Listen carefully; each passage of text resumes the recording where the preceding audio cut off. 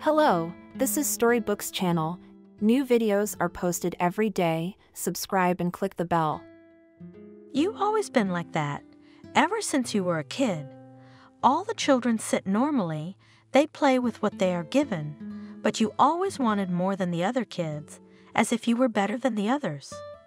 Melissa kept silent. She knew that when her stepmother was in such a mood, it was better not to argue with her. Vanessa was not a bad woman, at least not when she started living with Melissa's father and moved into their house with her son Gary, who was only a year older than Melissa. But she always gave the kids the same treatment. Everything was fair. Stepmother was easily turned on with half a turn, as Gary said, but easily calmed down as well. Unlike their father, who took a lot of effort to make angry, but if Eric got angry, everyone got angry. So it was even easier for Melissa to confess her childish pranks, but Vanessa, of course, was the first to grab her heart and start wailing. "Oh, Devils again made a mess, and I have to deal with it. I am angry with you. Why do all children have children like children, and I have devils?" After that, the guilty children were punished, and no one remembered their misdemeanor anymore. But when the stepmother learned that the stepdaughter after graduation is going to enter the city, she could not calm down for a long time. Her father, of course, was not happy either, but as usual, he did not express his feelings. Vanessa first hoped that Melissa would come to her senses and stay in her native village, as Gary had done, but the girl, unlike her half-brother, always knew that her place was not here. She dreamed of going to the city and becoming a fashion designer or clothing designer or stylist. Melissa didn't know the name of her future profession, but she was sure that she would make people beautiful, just like her mother. She didn't remember her mom very well. She had left when Melissa was 7, but when her daughter remembered her, the image of a light fairy from a fairy tale came to mind. Big blue eyes, blonde hair almost like Melissa's own, a slim figure, fair skin, a gentle voice, and a dreamy gaze. In their village, Mom appeared to be a creature from another world. She did not know how to dig a vegetable garden, milk cows. All household chores were done by Daddy. Sometimes Grandma, Dad's mom, helped. She did not like her daughter-in-law, who was not at all adapted to village life, and often used swear words to remember the day when her son brought her from the city. Melissa's mother liked to do only 2 things, baking and sewing clothes, and she did the former while sewing. Melissa still kept her childhood dresses made by other hands, except that when Melissa was 7, her mom disappeared. The girl for a long time could not understand what happened. All asked her father where her mother was, and when she would be. He was silent. The answer was given by her grandmother. "She left you, she left you. She ran back to the city. She couldn't live here. I told Eric as soon as he brought her here. I told him she was no match for him. She's so blissful. She doesn't belong here. I hope we raise you normal." Probably, in order for her granddaughter to grow up normal, the second wife to her son, Grandmother Clara, found herself. A simple homemaker, experienced in the family business. "Here, Vanessa," she told Eric. "She's a normal woman. She's already given birth to a son, buried her husband, and nothing. She can manage such a household on her own. Let's connect her yard with yours, and we'll live like people." Her son obeyed, got married, and although in some sense Vanessa replaced Melissa's mother, the girl never forgot about her mother. Somewhere deep inside, she was sure that it was only necessary to come to the city, and she would find her mother. Surely that has already become the most famous fashion designer, and her daughter will be the same. They will meet at some fashion show, and her mother will immediately recognize her, and will be proud. And now the day has finally come. Today, even the loud displeasure of her stepmother walking her to the bus couldn't spoil her mood. Vanessa put her stepdaughter in what she thought was the best seat, made sure the old brown leather suitcase was squeezed firmly between the seats. "All right," she said sternly, glancing glumly out the window. "You right there as you settle in." Suddenly the stepmother leaned over sharply and awkwardly kissed her stepdaughter on the cheek. Then, as if frightened, she also abruptly recoiled and got off the bus. Melissa saw through the window her rapidly receding back. She's good after all, suddenly the girl thought, even though she's not a mom. Melissa once again scrutinized the list from beginning to end. Her name was not there. Didn't get in? A tall, skinny, red-haired girl, wearing funny glasses with duct tape, asked her sympathetically. "It's just a mistake," Melissa said confidently. "I'm sure I got in." The red-haired girl shrugged. "If you're sure, go to the dean's office. He has all the lists. If you want, I'll walk you there?" Melissa nodded. While they were walking down the narrow, dark corridor, she asked my acquaintance, "What's your name?" "Caroline." "And you?" "Melissa." "And you got in?" "Here." Caroline was surprised by the question. "Yeah." "No, I didn't apply here." "Then what are you doing here?" "I was just passing by. It's hot outside, so I thought I'd come in and sit for a while." It's interesting to watch the applicants, how they are happy sad, studying this list with such hope that it hurts. Melissa was surprised at this way of spending time, but decided not to let it show, especially as they were just approaching the dean's office. "Come on," Caroline encouraged her. "I'll wait for you here." Melissa knocked gently, and from the other side of the door came a muffled voice.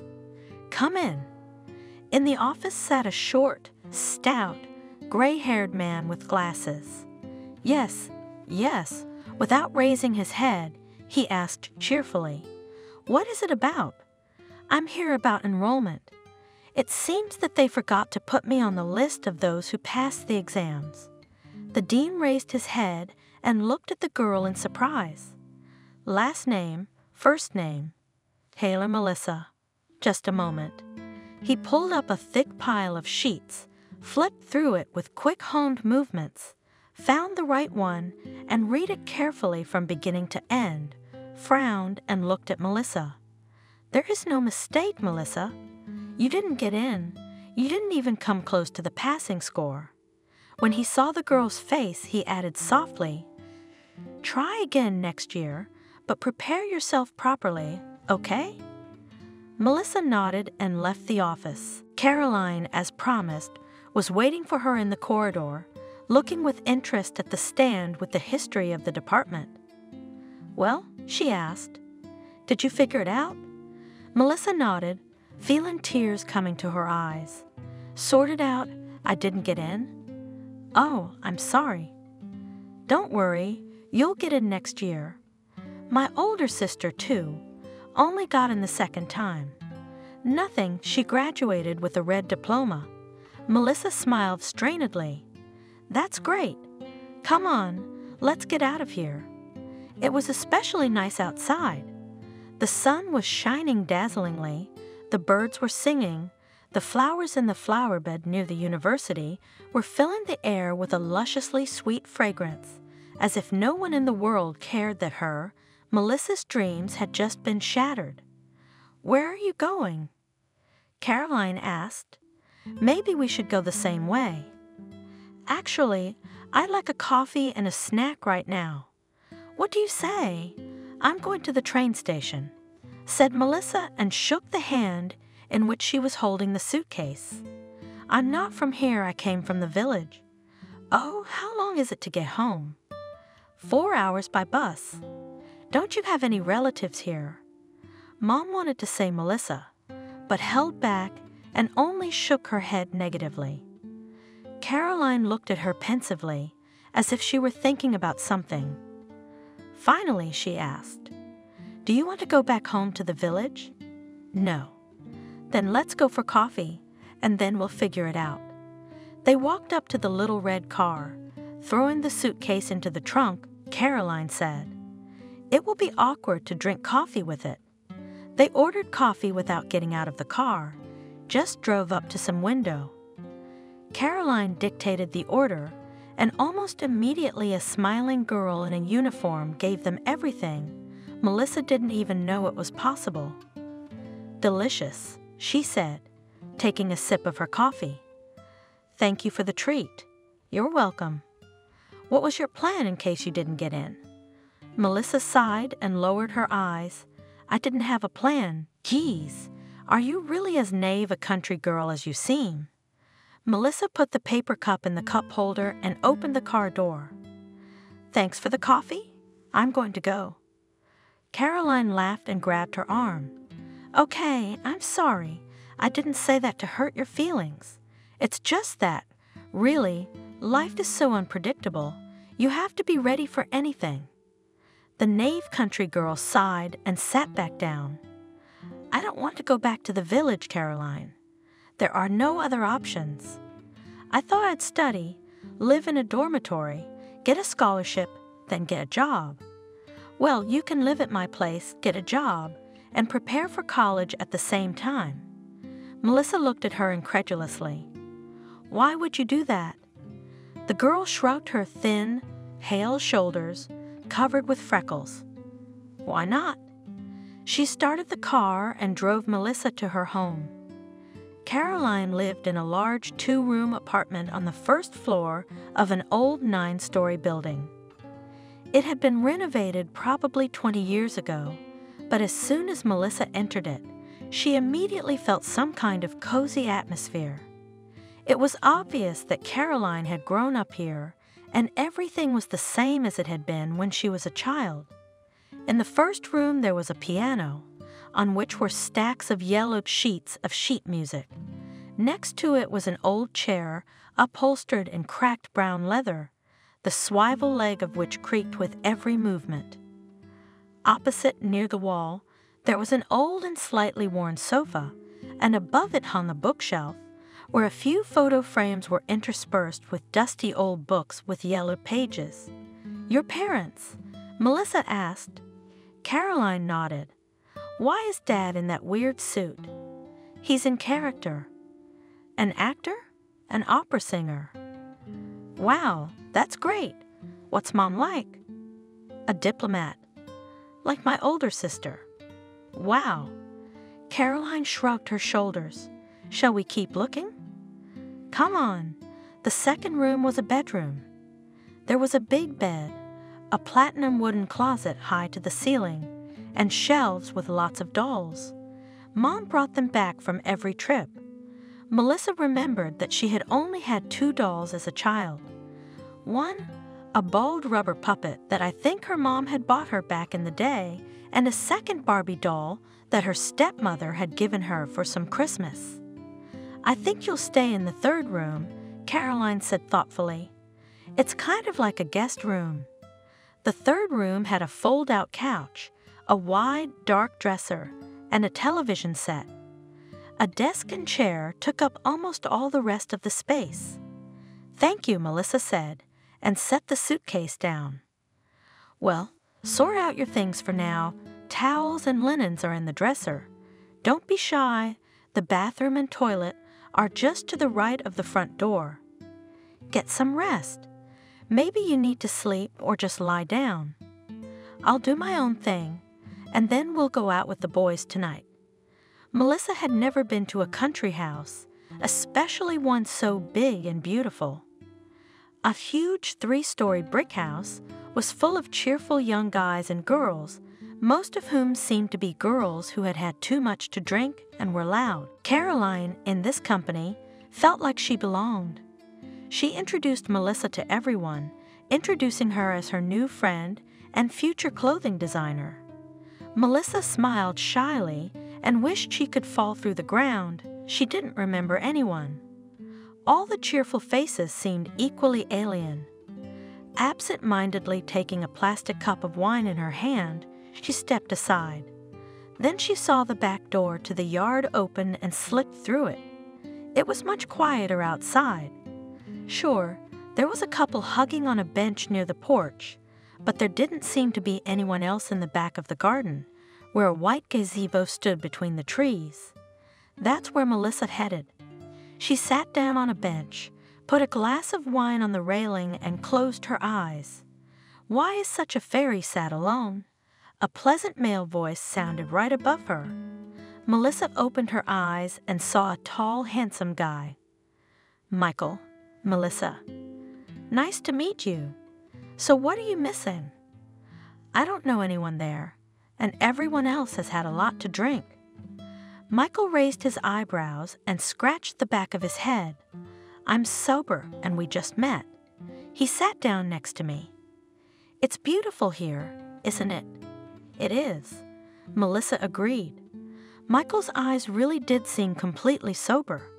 They were also large and dark, and they looked at Melissa so intently that she felt both hot and cold at the same time. She wished you would go away or sit here with her until morning. "Caroline, get up. You're late for work." Melissa knocked insistently on her friend's door. No one answered. Sighing, the girl pushed the door open and entered. Caroline was sleeping sweetly, with her head covered by a blanket, with only her left heel sticking out from underneath. That was the one Melissa tickled. "Aya!" Caroline shrieked and threw the blanket to the floor. She woke up. Satisfied, Melissa said. Her friend sat up on the bed, wiping her eyes unhappily. "How did you get so much strength, Melissa?" "I heard that you came back again in the morning. Did you go out with Michael? You haven't had enough of him for a month, have you?" Melissa smiled embarrassedly. "Did you read until morning again?" Caroline stretched. "Yes, Alex gave me his new novel to review. It's still a draft, but it's entertaining." "Okay, let's get breakfast. I can drop you off at work. Then you wash up," said Melissa. "And I've made breakfast. I'll open the table." In the kitchen, Caroline asked, "Do you regret working as a cleaner? Just tell me. I'll find something more suitable for you at my place." Melissa shook her head. "No, I like everything and I can learn a lot there." "Sweeping floors?" Actually, Melissa squared her shoulders proudly and raised her head. "I also clean the windows and take out the trash." Caroline snorted. But seriously, the proud cleaner continued, "You can learn a lot from Cassandra, even just by listening to her yell at her assistants." "Well, if that's the case, I won't interfere with your learning process." When Melissa woke up in her new friend's apartment after a weekend spent at the cottage, it was clear to her that she needed to look for a job immediately. Even though Caroline said that she didn't have to pay for housing, she still needed money for food, transportation, and everything else. Melissa was not used to living on her own, but where would they take a young girl without education and residence registration? For some reason at that moment, Melissa remembered the words of her stepmother, who said so to her son Gary, who had finished school and now didn't know where to go to work. Jobs are like mushrooms. There are always and everywhere full of them. You want to find a job, go outside and look around. That's what Melissa did. She walked for 2 hours, studied the city, admired the tall buildings, large green parks. When she was already tired and went home, her eyes fell on a small ad. "Need a cleaner at Cassandra's fashion house, full-time." Melissa went to the address given. The sign Cassandra's fashion house was visible from afar. Huge, elegant white glossy letters on a black background, a high white marble porch led through transparent doors into a room with a ceiling on which Melissa could see whole paintings, some flowers and clouds, angels, warriors on horseback, as in a church. A thought flashed through her mind. She wanted to look more closely, but she felt dizzy and hastily lowered her gaze. "Young lady, who are you here to see?" A high-pitched female voice sounded. A slender woman in an airy white blouse and a very tight black skirt approached her. "Hello," said Melissa. "I'm here from an ad. Do you need cleaners?" "We do." A dry voice came from somewhere in the back of the room. "Only we have very strict requirements. Not everyone can do it." The woman who greeted Melissa indicated with her eyes that she should follow her.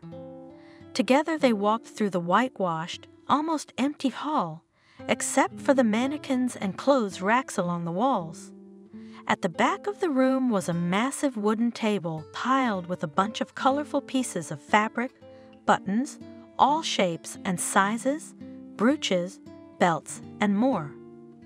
Behind the table was a large black leather armchair in which a woman in her 60s was sitting and smoking.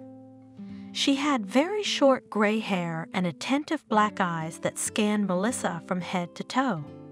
"I'm ready to start work even today," Melissa said. Cassandra grinned. "In fact, the requirements are the same, to clean well and do as you're told. That's a given. It's not even up for discussion. The main thing is to be indispensable, a quiet gray mouse." "I can do that," Melissa said confidently. Cassandra looked at her assistant. "Nora, did you hear her? Get the girl formalized." She took a drag on her cigarette and tucked into a black leather folder, with some drawings and photos. "Let's go." Quietly with just her lips, whispered Melissa Nora. So the girl who came a few days ago from the village got into one of the best fashion houses of the city, even as a cleaner.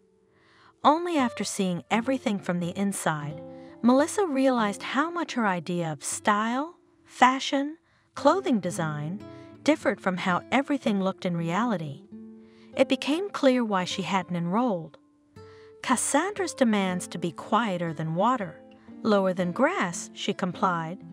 Silently wiping mirrors, dusting, collecting fabric scraps, Melissa caught every word of her boss, tried to memorize every image created in the studio. And though she worked every day from morning till evening, she didn't feel tired at all, especially since Michael took her away in the evening.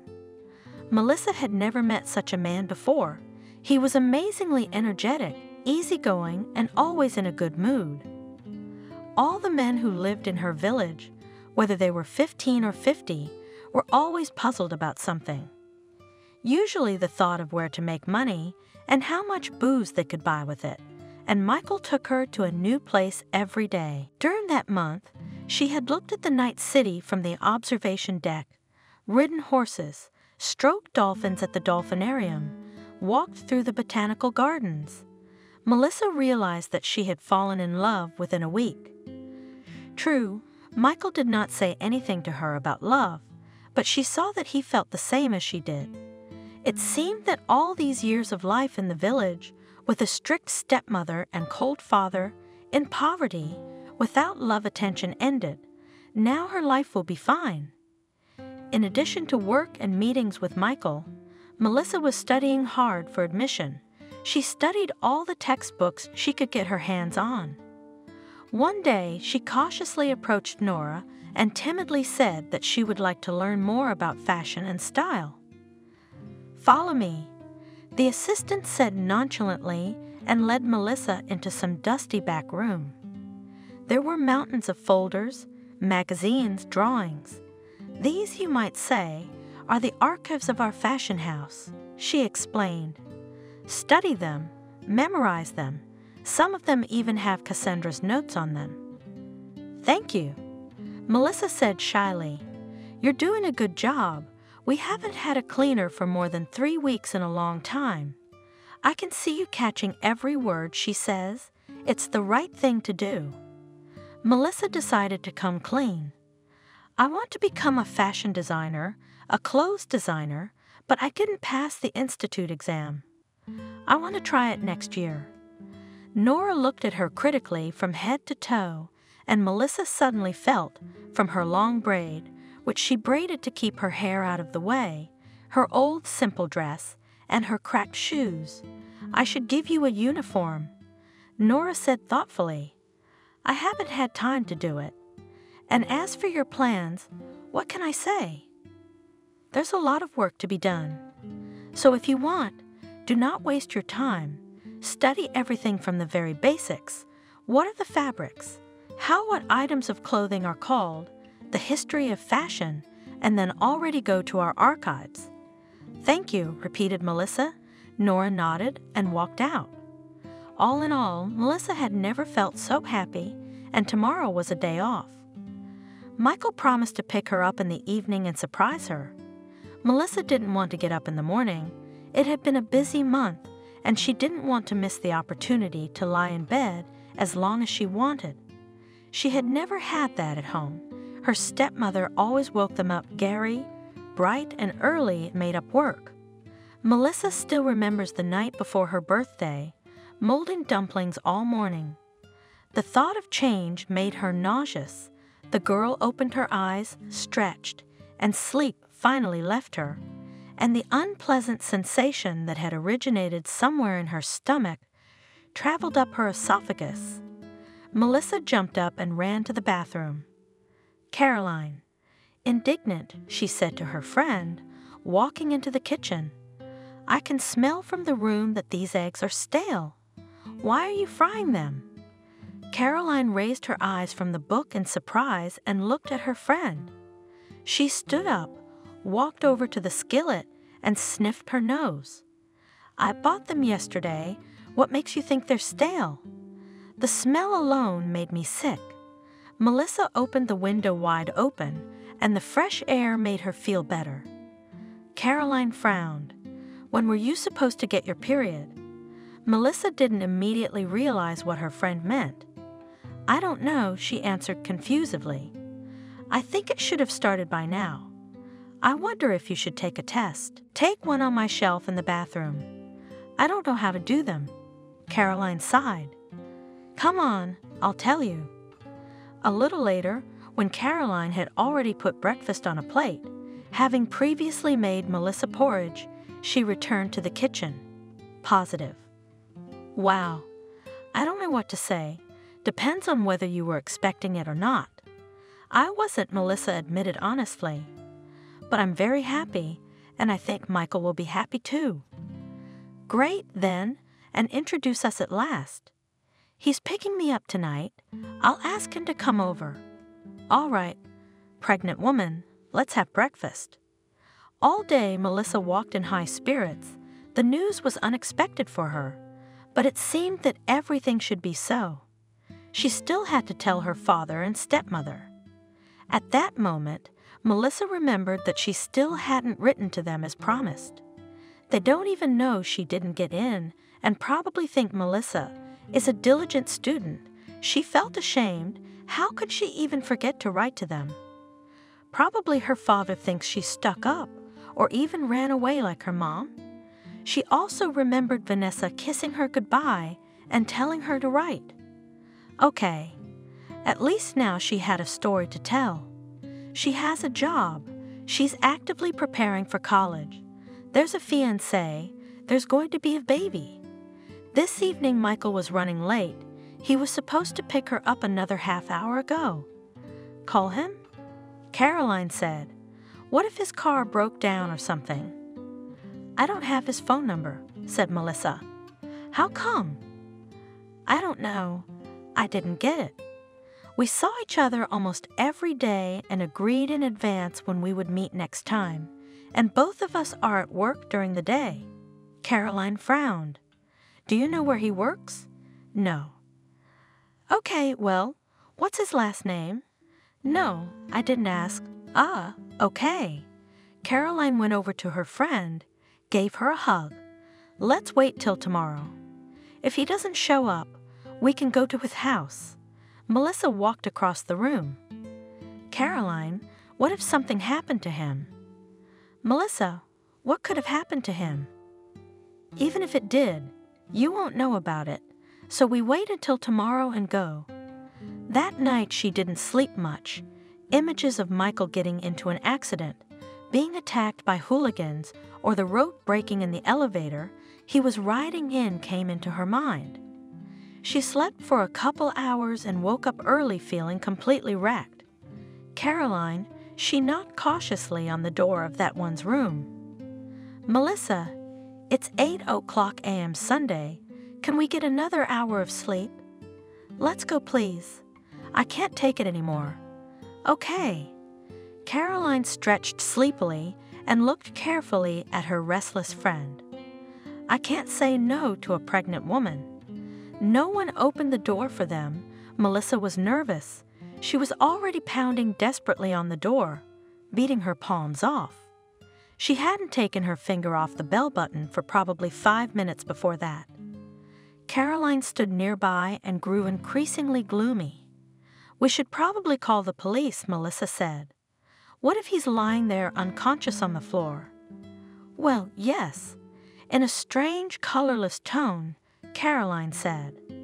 At that moment, the door of the apartment across the hall opened.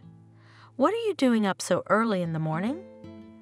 A sleepy woman of about 40 in a robe asked unhappily. "I'm sorry." Melissa turned to her. "It's just that the guy who lives here doesn't answer the door. We're worried something's happened to him. Why are you looking for him?"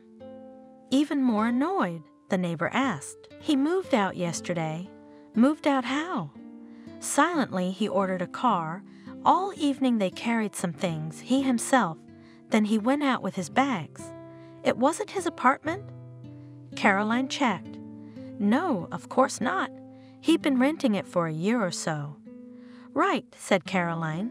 "Thank you, we'll go." She took Melissa firmly by the elbow and led her towards the elevator. The roommate hummed and slammed the door shut. "I don't understand anything," said Melissa when they were on their way home. How could he leave like that without a word? Caroline pressed her lips together and gripped the steering wheel even tighter. She seemed to struggle with herself for a while, but she said it. "Melissa, I'm sorry to have to tell you this, but I think there is nothing wrong with Michael. He just used you while it was convenient for him, and now he's apparently moved on to other things and women. How can you say that about him?" Caroline turned the steering wheel sharply and braked. She turned to her friend, looking at her. "Melissa, wake up. Do you think it's normal to date a man for a month and not know anything about him? No last name, no place of employment, no phone number. Do you think it was an accident?" Melissa was silent. Caroline saw tears running down her cheeks. All the anger went away at once. "I'm sorry, baby," she said. "I didn't mean to hurt you. I just can't let you live in an illusion and make excuses for him." The tears rolled down as if on their own. Her mind was empty. Strangely, Melissa felt no pain at that moment. On the contrary, everything inside her felt frozen. "It's a pity that I'm working and I can't go with you." Caroline sighed. "Isn't it today that they will tell the sex of the baby?" "Uh-huh," said Melissa, trying to catch the long, narrow-down jacket. "And don't worry about the ultrasound. I feel great, and it's only a 4-stop bus ride from work. By the way, how did the fashion house feel about your pregnancy?" Melissa sighed. "Cassandra doesn't know yet. She doesn't see anything but outfits, in my opinion, and she certainly won't be looking at some cleaning lady. But Nora guesses, even though I've embroidered the uniform and it's less noticeable, she's been looking at me strangely. I guess I'll be able to hide it for a month or 2, and then it's over. I'm afraid they'll fire me if they find out. It's illegal, so don't worry. If they do, I'll get the labor inspectorate on them. I told you, you can stay with me as long as you want, even when you don't work. You can't go back to the country. Did you write to your parents?" "I just told them I didn't get in and got a job." "What are they saying?" "Are they calling you back?" "Strangely enough, no." Melissa grinned. "Actually, it was my stepmother who answered the letter. I don't know what my father said, but she says I'm good and will definitely enroll next year. It's kind of scary, to be honest." Well, she probably missed you and compared how to live without the help of a second woman in the house. We should go see them, but later. All right, I gotta go to work. Okay, I'll see you tonight. Cassandra seemed to have noticed a change in her coworker's appearance today. Even though Melissa tried to turn her back when the workday was over, she called her into her office. She's going to get fired, Melissa thought, wiping her sweaty palms on her pants. Definitely going to get fired. Cassandra, as usual, was smoking and looking at the sketches on the table in front of her. "Sit down," she said, pointing to the chair next to her. Melissa sat down, trying to retract her stomach as much as possible, which of course was no longer retracting. "Is it this or this?" asked Cassandra, sliding 2 pictures towards her. "For the window display?" "Yes, it will stand in the center." "This?" Melissa pointed confidently to the left photo. "Why? It looks more vibrant. The second image seems casual, and this one reflects the collection you've been working on." Melissa hesitated for a second, but added, "And I also think that it creates some kind of New Year's mood. People will look at it and immediately think that the holiday is coming soon." Cassandra said thoughtfully, looking at the picture again. "Not bad, by the way. I called you here for a reason." This is going to start now, Melissa thought. "Would you like to be a junior assistant in the future?" Melissa looked at her boss in surprise. She looked completely serious. "I do." "Good. Don't be surprised. Nora told me about your plans for the fashion world. I'm not blind myself. I see that you do not miss a single word, and with the belly of the floor especially cannot help. So, you know." "Honey," Cassandra sighed. "I'm old, of course, but I'm not blind yet." "You're not going to fire me?" Melissa asked cautiously. "Did you even listen to what I told you?" "Yes, but—" "That's it. Get out of here. Work while you can." Cassandra abruptly opened the sketch folder and stared at it. Melissa already knew that at such moments it was better not to approach her boss. She carefully stood up, whispered her thanks, and walked out. The bus was long gone. Melissa stepped from foot to keep warm. Besides her, the only other person at the bus stop was a small old woman. Though Melissa didn't like to stare at strangers, this woman caught her eye. She was wearing a long red checkered wool coat, and in her arms sat a large black cat, who was watching Melissa intently with large green eyes. Finally, the bus pulled up and Melissa and the old woman got on. Payment at the entrance. The driver shouted so sharply that the girl almost dropped her bag. She paid, went through, and sat on the first seat of the empty bus. The old woman stopped in the aisle, took the cat, and began to look for something in a small, beaded black purse. "Well," the driver asked impatiently. "Now, just a minute," politely answered the old woman. Somewhere the coin fell down. Probably the lining is loose. The driver defiantly sighed noisily. The old woman began to look in the bag even harder. The cat meowed unhappily.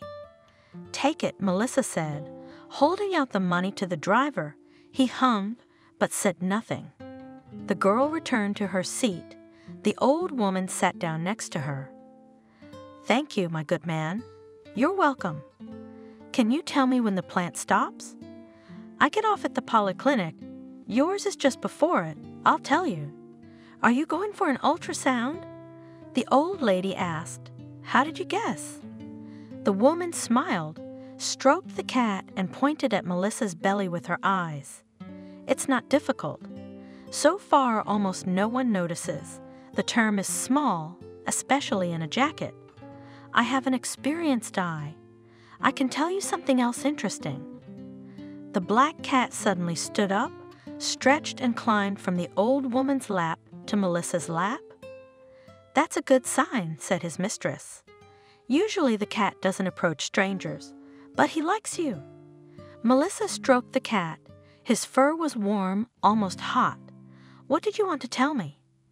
The old woman smiled, closed her eyes, and suddenly began to sway back and forth slightly. "You yourself were an accidental child, but you brought much joy with your birth. You will find your mother twice more. The first time falsely, then truly. The path you've chosen now is the right one. Follow it. Name your daughter Olivia. Don't go back to the past. Look to the future." The old woman's voice was so melodious, smooth, quiet, as if it put Melissa into a kind of trance. She heard everything, understood everything, but time seemed to slow down. Every word of the unexpected prediction was etched in her memory. "Girl," the familiar rough voice of the driver sounded. "Young lady, the polyclinic, you're getting off here, right?" Melissa looked out the window. Yes, it was the right stop. She didn't even notice how the bus stopped, and the most surprising thing was that the old lady with the cat on the next seat was gone. "The fetus is developing perfectly. All indicators are normal. I do not see any pathology." The doctor, a young, beautiful girl, was always friendly with Melissa, called her mommy, and always in understandable words told what she was doing and what were the results of the examination. "Mommy, do you want to know the sex of the baby?" "Sure." "It's a girl. Name the daughter Olivia." Melissa remembered the old lady's words. She knew. The girl said quietly. "Knew what?" The doctor asked again. "Nothing, it's nothing. You say you're all right?" "Yes, and how do you feel?" Melissa smiled. "Fine, like I have more strength and energy." "That's wonderful. How much longer can I work?" "You can work as long as you feel like it." At home, Melissa gladly lay down on the sofa and closed her eyes. At last one could relax after an eventful day and think about everything. She could hardly define her attitude to fortune-tellers, clairvoyants, and other mystics now. Though, of course, her upbringing in the village had left its mark. For example, Melissa remembered well how her stepmother periodically put a saucer with milk and a piece of sugar for the housekeeper. To keep everything in order at home, she explained to little Melissa and Gary. The children even tried several times to see the house spirit. Once, after waiting for their parents to fall asleep, Gary and Melissa snuck out of the room and hid behind the stove so that they could see the white saucer on the floor. Even after the house was completely dark, the saucer glowed dimly. They sat there until their feet were stiff, but they never saw anything. But then the milk was gone and the sugar was chewed. I must remember properly what that old woman had said to the cat. Name the daughter Olivia. Every time she remembered Michael, her heart clenched painfully. Melissa habitually dropped her hand to her stomach. She wouldn't admit it to Caroline, but somewhere deep down, she still had hope that Michael would come back. She'd even dreamt about him a few times. Then she'd wake up and find him in her bed. Then he'd come to her work. Then he'd just ring the doorbell. The bottom line was the same. Michael was telling her that it wasn't his fault that he had to leave her. Now he was back, and they would be together forever. And then Melissa would wake up alone every time, in a big empty bed. You'll find your mother twice more. The first time falsely, then for real. It's not clear what the second part means, but it's best to focus on the first. She'll find Mom. Somehow, with everything that's happened, finding Mom has taken a back seat. Maybe that's what she should do now. Go see her dad. He probably knows Mom's relatives, friends, her old place of work, or some addresses. Strange she hadn't thought of that before. About the path and about looking to the future instead of the past, it wasn't very clear yet, but she would think about that later. Melissa had a strange feeling as the bus pulled into her home village. She felt both as if she had never left here and as if she had never been here at the same time. Those little old wooden houses, the shaggy dogs barking at the bus. The women in warm shawls and the men in fur hats seemed near and far at the same time. It was as if Melissa had seen it all some time ago, in a past life. She walked along the familiar streets and felt like a daughter who had returned to her homeland after years of wandering and hardship. But when she saw the house, she realized how much had changed in those 6 months. She left here as a little girl, yesterday's schoolgirl, and returned as a future mother. Melissa is here, the voice of her half-brother. Gary was chopping wood when he saw her. He dropped the axe right there on the log and ran to her, huge with ruddy cheeks and hair sticking to his forehead.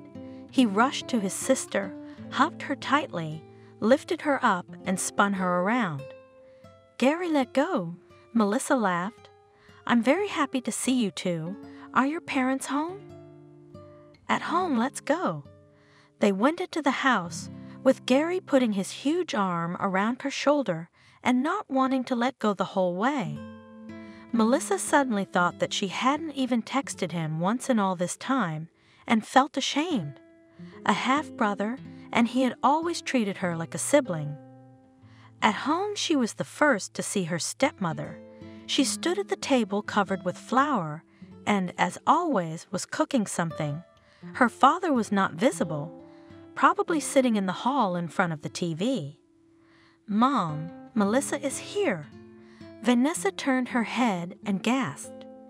Melissa, even for a moment, it seemed that the stepmother was happy to see her, and even as if she spread her arms to embrace her stepdaughter, but after a second, as if ashamed of her impulse, she put her hands to her sides and said angrily, "Well, look who came to us, not Dusty." 6 months without a dream, and here, unannounced, in broad daylight, felt like snow on her head. The stepmother took a noisy breath, as if gaining air, and continued, "Come in, undress. Why did you get up, as if you had come here for the first time, and go to the stove quickly? She's all cold. Her nose is white, Gary. Make her tea with raspberries." Father appeared in the kitchen.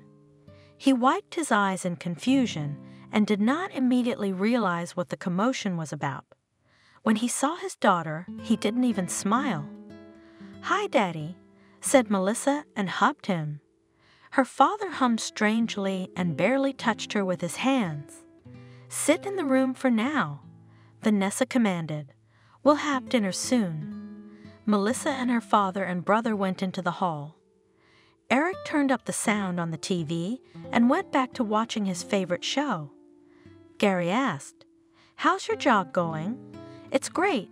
They even promised me a promotion. I'll be a junior assistant now."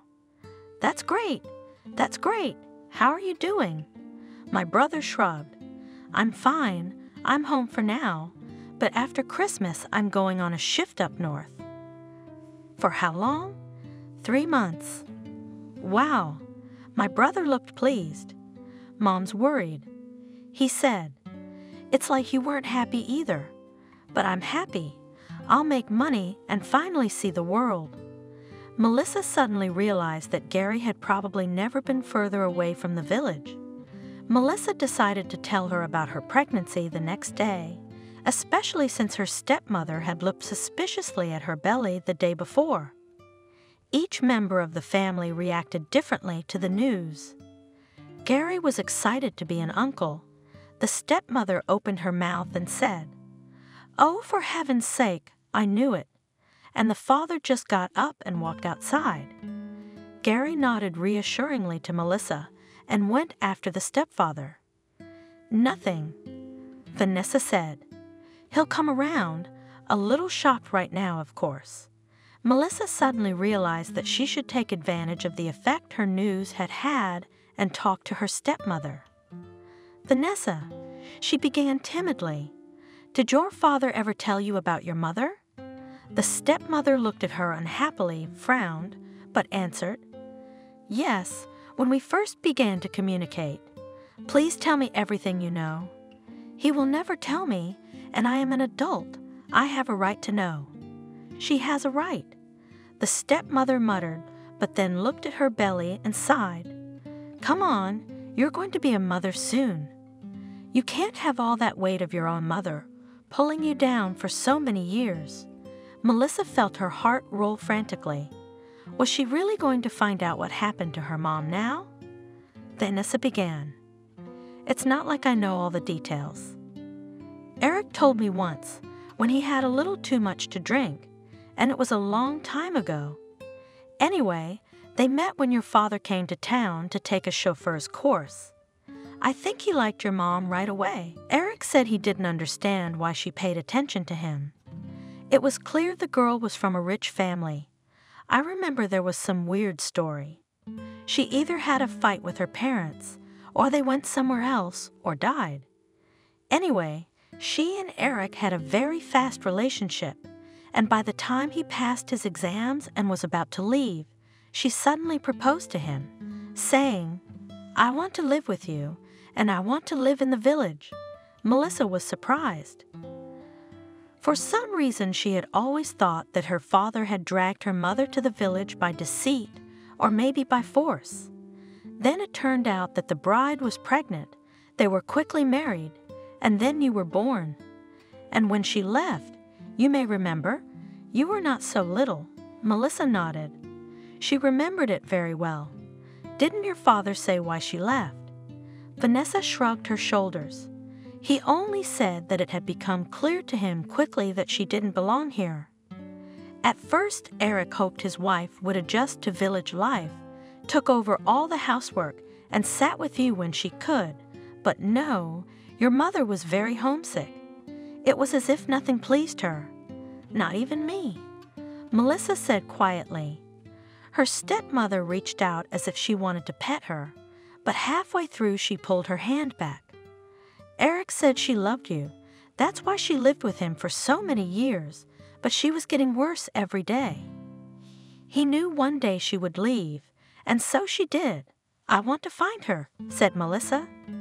"There must still be some addresses, phone numbers, where she lived when they met, and her parents, my grandparents, didn't they ever come to visit us?" "No, my father said that. He entered somehow unnoticed, and the women even flinched at the sound of his voice. The father walked heavily, sat down on a vacant chair, and began to talk absent-mindedly, looking at his daughter. I tried to find her. There were no cell phones back then.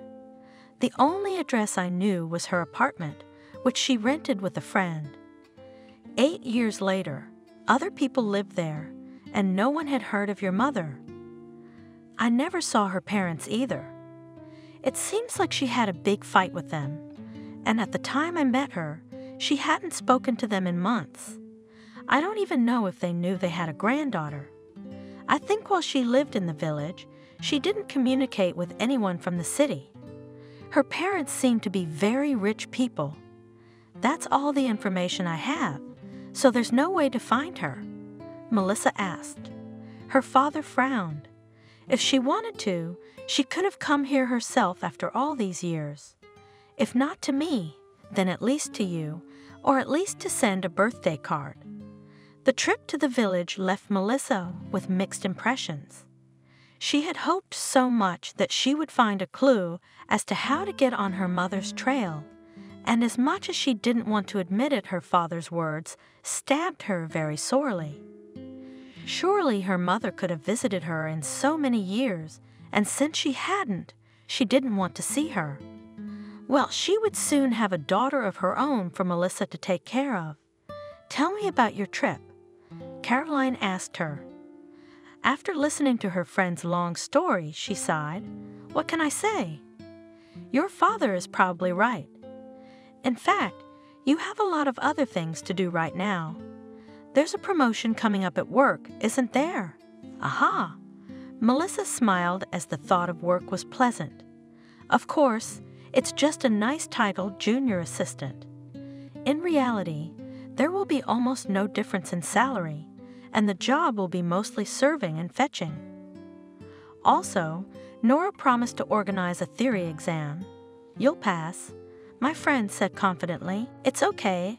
Everyone starts small, but you'll be one step closer to your dream. It's not like scrubbing floors. You're right, as always. All in all, I'm happy with everything, except that I miss Michael sometimes.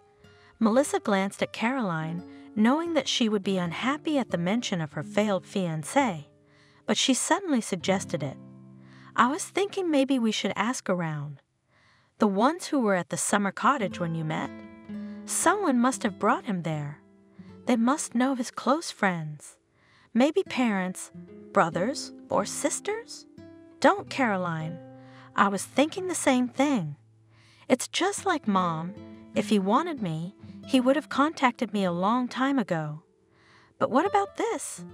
Well, if I find him, what am I gonna say? Hello, Michael. You're a scoundrel. Here's our daughter. Pay child support. Melissa shook her head. No way. Olivia is my daughter. I don't want him to have any rights over her. I'll raise her myself. If she asks who her father is, I'll tell her everything I know. Caroline sighed. Well, it's up to you, and I'll help you in any way I can. Thank you. The exam with Nora, Melissa seemed easy enough, and though Cassandra's assistant kept a nonchalant expression on her face, it was obvious that she was pleased. Lastly, she led the girl into the holy of holies of their fashion house, the so-called dressing room. Essentially a huge room with countless racks of clothes, shoes, and accessories. There, Nora asked to put together a few sets for different occasions. Melissa managed it. Well, congratulations, said Nora. By the way, when is your due date? Around the beginning of April. Well, that's not soon great. Just in time to model in Cassandra's spring show. Model? Melissa thought she heard wrong. I'm not a model, and my belly's gonna be huge. Just what you need. Nora said nonchalantly. Cassandra is currently designing a maternity collection. At the end of winter, beginning of spring, she wants to present it, and she wants you as a model. Oh, wow. It's no big deal. We'll get it ready. There's plenty of time. But in the meantime, here's a list of your new responsibilities. Starting tomorrow, you're no longer a cleaning lady, but a junior assistant. In fact, you do what, say, me or Cassandra, you will need to prepare clothes, shoes, deal with coordination of fitting, clarify appointments, see that all consumables were in sufficient quantity, and much more. By the way, how long do you plan to work? As long as I can. I feel great, and the doctor said it's okay. That's great. Of course, after the birth, you'll go on maternity leave. We all understand that, but keep in mind, Cassandra's not gonna wait around for 3 years, or even a year and a half. I understand, Melissa replied. I'm not going to sit around that long myself. In fact, she had no idea what to do. Caroline cannot sit with the child, she works. There is no money for a nanny. Who else would she ask? The father? I don't think he'd do it. All right, she'll think of something. She thought for a moment that Caroline was right, that she could find Michael and ask him for help.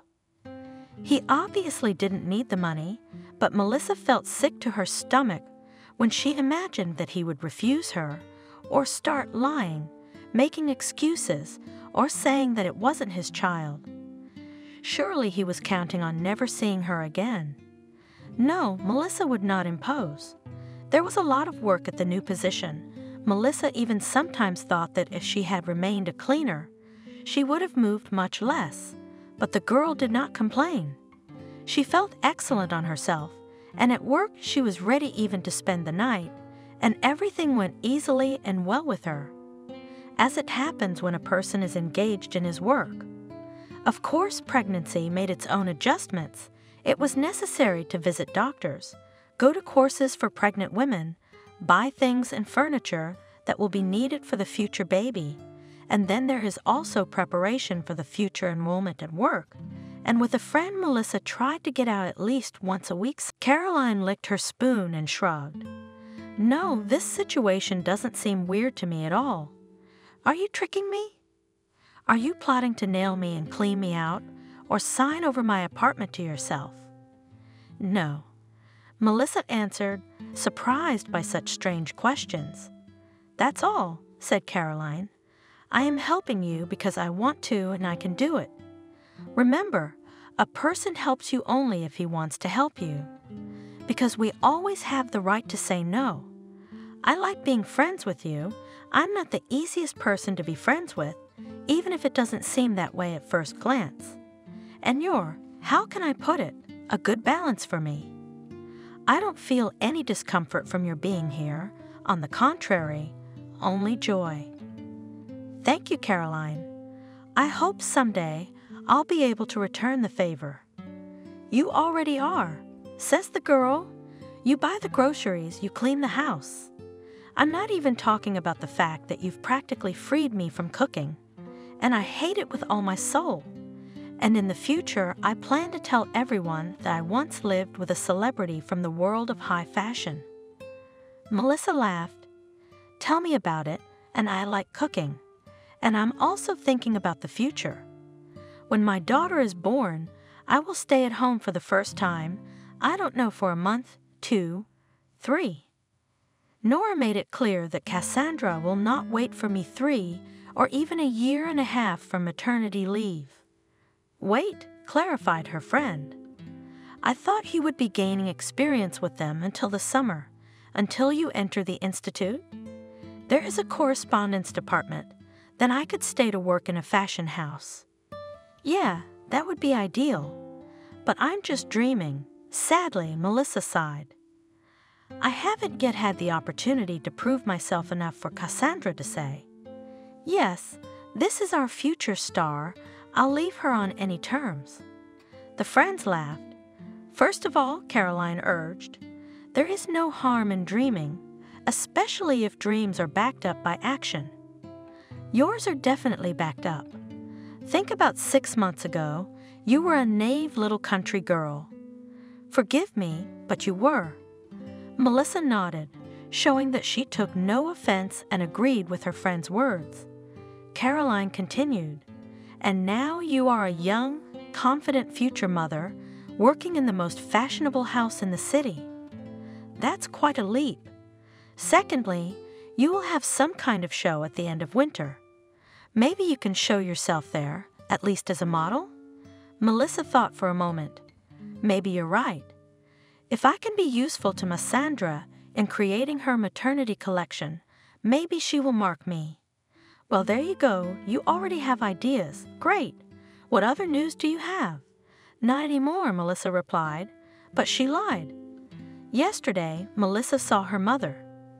Nora had sent her to pick up another box. The girls with the bags got out, and Melissa followed them. She didn't know what to do.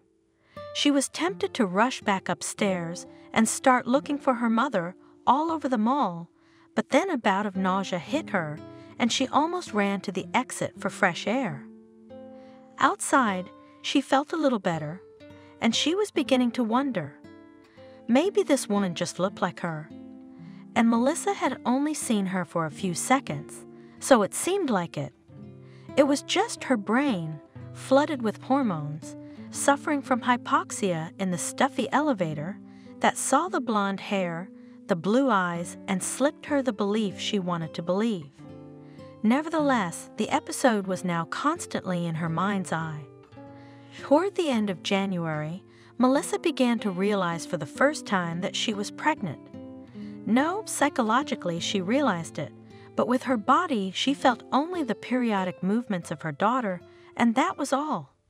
What other girls told her about swelling, fatigue, weakness had bypassed her until that moment. Still, it was a long time ago. She was slower. She didn't want to get up so early. It was harder to put on her shoes.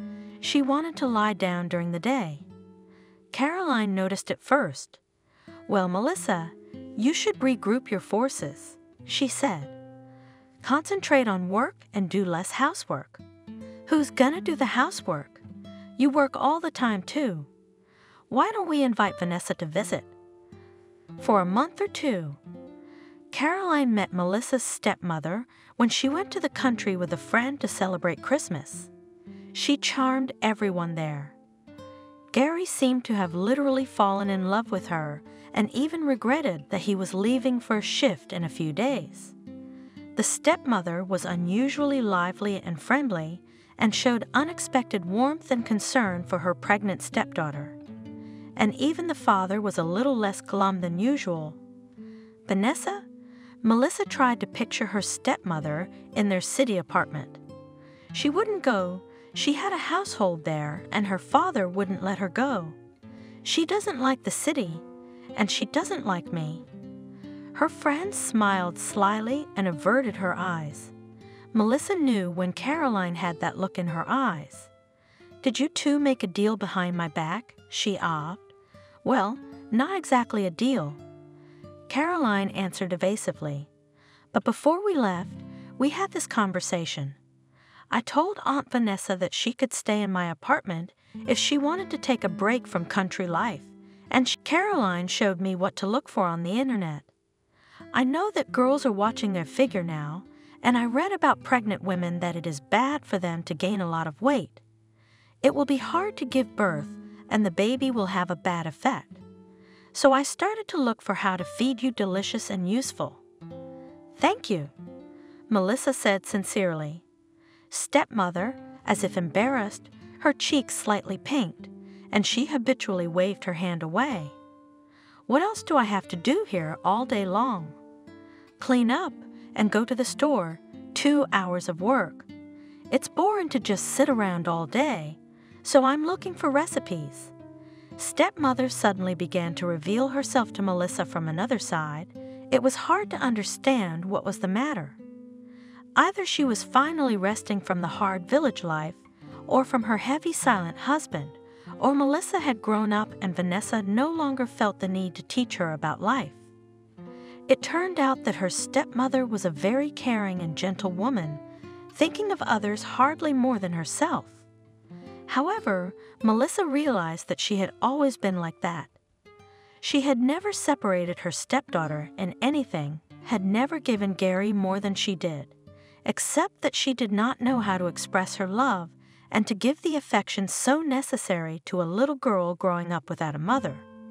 Now she was interested in Melissa's life and work.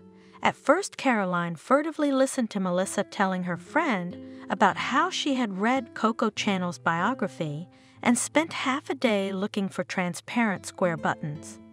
Then she started sitting next to her, then asking the meaning of words she didn't understand. For Caroline, Aunt Vanessa became almost like a second friend. They somehow easily found a common language, and with Caroline's easy hand, stepmother began to read books, watch movies, and the two of them even periodically went out for some walks if Melissa was busy. It was the day of the spring collection show, Cassandra's fashion house. The whole previous week had merged into one interminably long, hectic day for Melissa.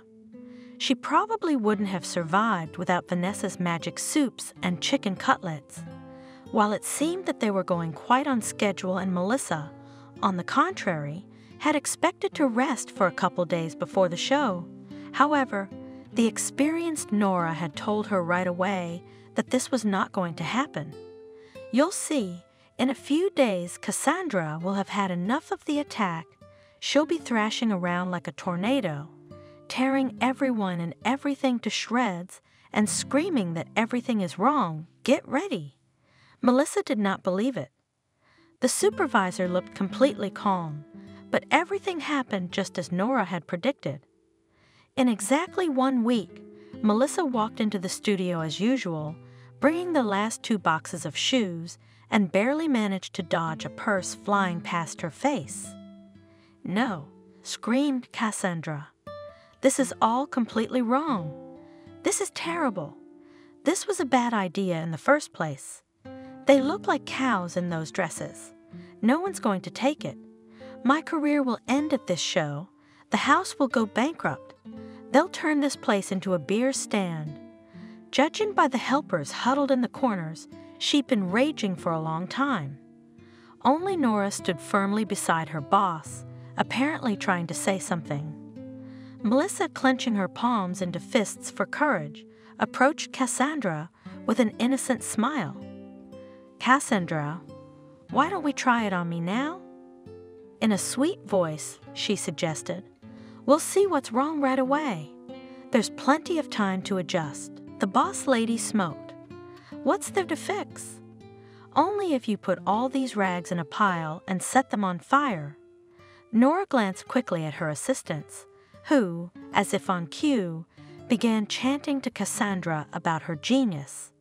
She pouted her lips and rolled her eyes like a little girl. "That's it, suckers!" She barked, but it was obvious the flattery had worked. "Okay, Melissa, put on that jumpsuit over there." As Melissa changed and walked down the makeshift catwalk, the boss's face turned even more sour than usual. "Not that," she said. "What's wrong? I can't figure out." Melissa plucked up her courage again and said, "The belt is unnecessary. It seems to emphasize the waist, but I don't have one, and it divides my figure into two uneven parts. If I took it off, it would make the look softer and smoother." Said Cassandra, and in a few ruthless movements, ripped off the sewn-in belt. "Yes, now it's just right." This way, in the time they had left, they had adjusted the entire collection. But despite this, Melissa still felt a growing excitement, even though she had been practicing. It was scary to imagine that she was a girl from a village with a large term of pregnancy. Today will go on the podium in front of a room full of people. "What do you have to be afraid of?" Nora encouraged her. "Your boss is a beast, and you're not afraid of her, and going to the podium is just a walk." "I'm sorry, but this is Cassandra's night, not your recital.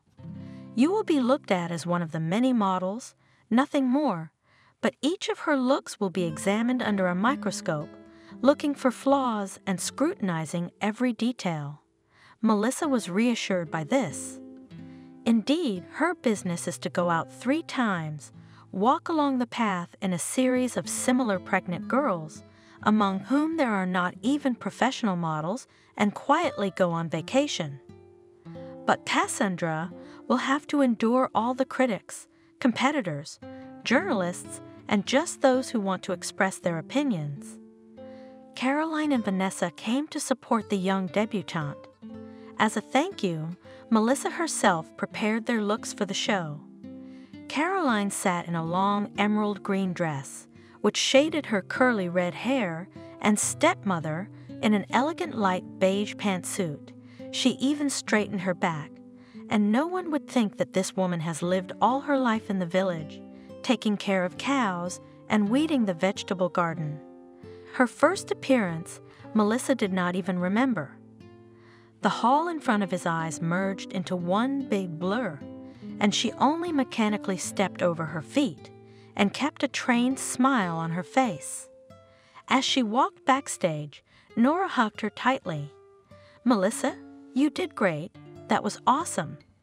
Quickly changed for the second outing. The second time was a little calmer. She even found Caroline and her stepmother in the 3rd row with her eyes and smiled at them. At the same time, a vague uneasiness came over her. Melissa did not understand what it was caused by.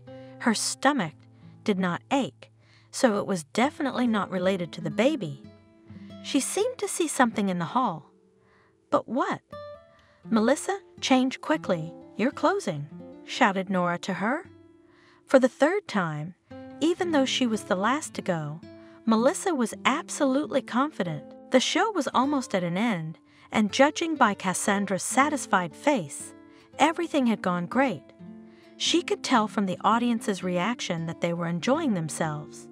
Her eyes slid to the front row, and Melissa almost stumbled when she saw a fragile blonde in a dazzling black dress. It was her, There could be no doubt now. Her mother was looking straight at her. Melissa herself didn't realize how she didn't faint or drop everything and run to her mother right off the stage. On autopilot, the girl finished her walkthrough, remaining on stage with the rest of the models. She even seemed to clap and smile when Cassandra came out and the audience greeted her with a round of applause, but Melissa herself didn't take her eyes off the woman on the front row. Her mother recognized her, definitely recognized her. Barely waiting for them to get off the stage, Melissa ran up without even changing her clothes. The guests from the show moved to the next room where the buffet was to be held. The girl squeezed among the guests. Someone recognized her, said compliments, but she heard nothing, looking for familiar blonde hair and black dress in the crowd. "Mommy!" At last she shouted. There was no doubt now. She really hadn't changed much in 12 years. Maybe her cheekbones were a little sharper and her eyes a little harder. "Melissa," the woman said cautiously and touched her arm lightly. She looked more frightened than pleased. "Did you recognize me, Mother?" Melissa asked joyfully. "Of course you did, my girl. How could I not recognize my baby? Even though you have grown up and yourself." Her mother nodded at her belly with a smile. "Getting ready to be a mother. I was hoping you wouldn't have it as early as I did." "Early?" Melissa asked incredulously. Her mother looked away. Apparently she didn't want to draw attention to them. Somewhere in the distance loomed the vaguely familiar silhouettes of men in black. Melissa remembered that they were the security guards who had been with her mother at the mall at the time. "Shall we step back a little?" Mother asked affectionately. They walked through the hall and out onto the covered balcony where it was warm and empty. The mother sighed, rubbed her cheeks, and apparently determined to tell everything, began. "I wasn't 17 when you were born." "Oh," that's all Melissa said. And somehow she had never thought about the fact that her mom was so young. "Eric didn't know about it. I only told him at the marriage ceremony, but he guessed about you later." "Figured out what?" Melissa asked, and then she realized, "I'm not his daughter." Mom lowered her eyes. "Yes, I was very young then, stupid, spoiled. My parents are very rich people. They never denied me anything. That must have played a part. When I became a teenager, I suddenly started to show character, drinking, smoking, going out with different bad guys, and one day, I don't remember why, I quarreled with my parents, decided that I would run away from home and start a new life. I found a new friend, and we started renting an apartment. I had money. Then I found out I was pregnant, and that's when I met Eric. He was so simple, so honest, completely different from the guys I had before him. I thought it was the universe sending me a sign. I went to the country with him so my parents wouldn't find him, got married, then you were born. And then?" Melissa asked in a completely dry voice. Her mother looked at her guiltily and then averted her eyes. "I couldn't live there. I realized that I was too young to be someone's wife, much less a mother." She suddenly took her daughter's hand, and she barely managed to keep from wrenching it away. "I tried, honestly." Mom continued. "You should know how much I talked myself into staying. Every night when you and Eric fell asleep, I'd look at you and say, 'There they were, my family, my husband, my baby,' but I felt nothing. You were like guards keeping me in a cage I couldn't get out of." "Like guards?" Melissa asked, feeling tears running down her cheeks. "And one day I just ran away," her mother continued, as if she hadn't heard her. "At first I wanted to leave a note to explain everything to you and Eric, but I couldn't find the words." "In 12 years?" Melissa asked quietly. "You couldn't even send me a birthday card." Her mother lowered her head. "Did you go back to your parents?" "Yes." "You didn't tell them about me?" "No." "Do you know who my real father is?" She shrugged. "Honestly, I don't really remember anymore. I was going through a difficult time, and after I came back to the city, I never saw anyone else from that company." "Do you live with your parents now?" Mont shook her head negatively and said very quietly, "No, with my husband." "Is that how he keeps you safe?" She shrugged her shoulders in an embarrassed way. "He's a very rich man and very jealous." Mont bit her lower lip and said in a pathetic, pleading tone, "I'd hate for him to find out about you. You wouldn't give me away, would you?" Melissa shook her head in the negative. Her mother suddenly perked up and smiled as if she had a wonderful idea. "If you want, I will introduce you to your grandparents, won't I? And you and I can see each other whenever you want." Then she looked back at the guards and added, "Well, maybe not very often, but I can call or write to you sometimes. Is that what you want, Mom?"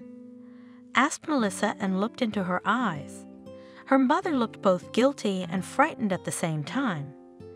Melissa suddenly realized that she was not at all happy to see her daughter. She might have been happy at first, because she thought that now she would be relieved of the guilt that had been weighing on her shoulders for so many years. But she seemed more afraid now of what her new rich husband would think of her. Melissa took her eyes away and through the glass door of the balcony. Suddenly she saw her stepmother, who appeared to be looking for her. Vanessa looked very worried.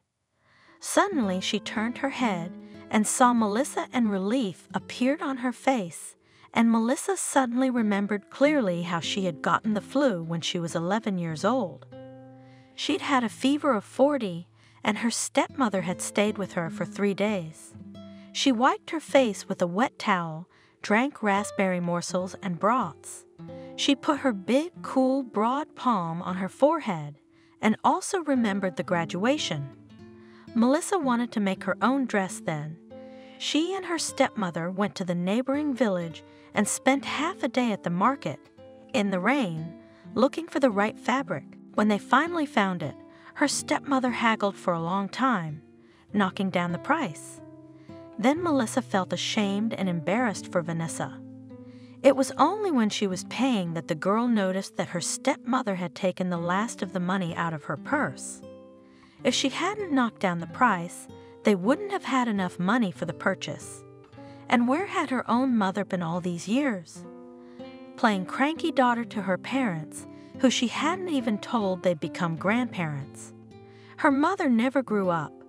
She played family when she was young, and when she got bored, she left her husband and daughter, easily ripping them out of her life like a negligent student rips a spoiled sheet out of a notebook. Then she returned to her parents, pretending to be an innocent girl who had done a little mischief. Then she found a new husband who would now cherish and protect her like the same little girl. How could she, Melissa, have been so blind all her life? You'll find your mother twice more.